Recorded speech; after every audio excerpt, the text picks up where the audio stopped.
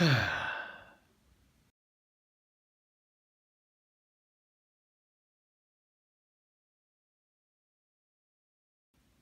to try something new for the new year? Well, stay tuned. I have some ideas.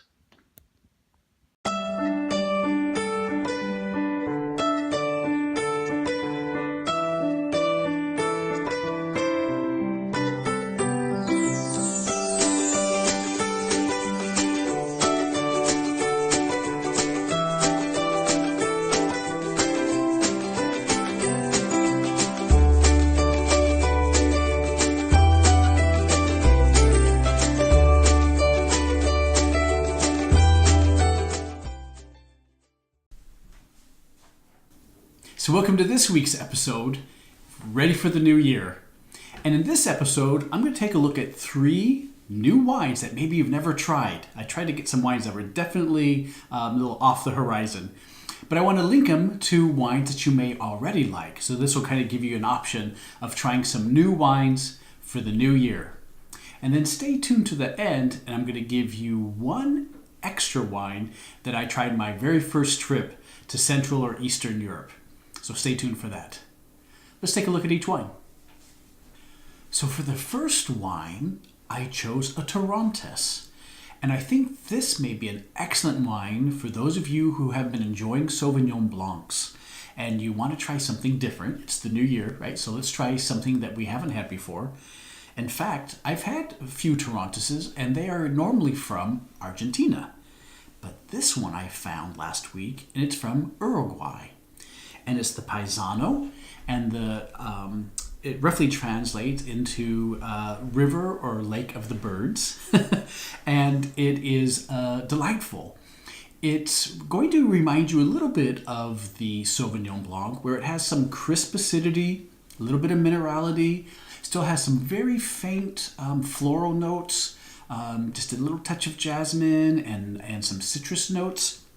So it's really, I think, medium-bodied, a nice white wine if you know you like Sauvignon Blancs. And a wine from Uruguay, right? How often you get to see that? I picked this one up at Total Wine. It was only between, I think, the $10 and the $15 range, so not very expensive, worth absolutely the adventure and to try a new destination for wine. And I think it's going to go very well with fried seafood or some salads with avocado, maybe some poached chicken, things of that nature. I think will be very nice for this wine. And what a unique experience for the new year.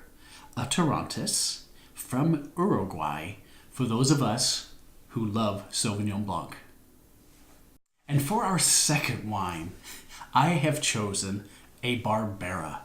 And if you've never had a Barbera, I so encourage you to give it a try. I mean, I think you know how much we love Italian wines on our channel. But let's say you're maybe into red wine, right? You're giving it some try, but you're not ready for the Cabs and the Zinfandels and the Petite Sirahs necessarily, but you really like the Gamay grape that shows up in our Beaujolais wines. Soft, supple, strong cherry notes, very food friendly, as we know Beaujolais to be. Well, guess what? This Barbera from Italy is just like that. It is juicy, it's full-bodied, it has some nice acidity that really will complement a whole range of foods, but not high in tannins, which is why I know a lot of you are reluctant to explore more of red wines, is because they're just too dry. Well, this Barbera is not. It is a delight. We really enjoyed doing the research for you on this one. Highly recommend the Barbera, like the Beaujolais, right? Extremely food friendly with a whole range. So I would do antipasti with this. I would do roast chicken. I would really like to try it with some braised short ribs. Something like that I think will be fine for this Barbera. I kind of drank it on its own for a little while, and boy, it was just fine on its own. But you'll find that Italian wines in particular, like a lot of the French wines, they're just sort of designed to be drunk with food. And it's such a nice, enjoyable when you have the wine and the food together. So if you like the Beaujolais, I would really like you to try a Barbera from Italy. Now, when you go to the store, I did get this one at Total Wine and More. When you go there and you say you'd like to try a Barbera, they may have this La Zerba that I'm featuring in my episode, or they may have ones that say Barbera d'Asti and Barbera d'Alba. So all from the sort of Piedmont region of Italy that's very famous for making two other wines from the Nebbiolo grape. But this is from the Barbera grape. And that's okay. So maybe tell me a little bit what you like. You may say, I like wines that are very light, or I may like wines that are a little heavy. So they may steer you to the Asti or the Alba. My recommendation is I would like you to try all the Barberas if you like the Gamay grape, because I think you're going to be quite happy.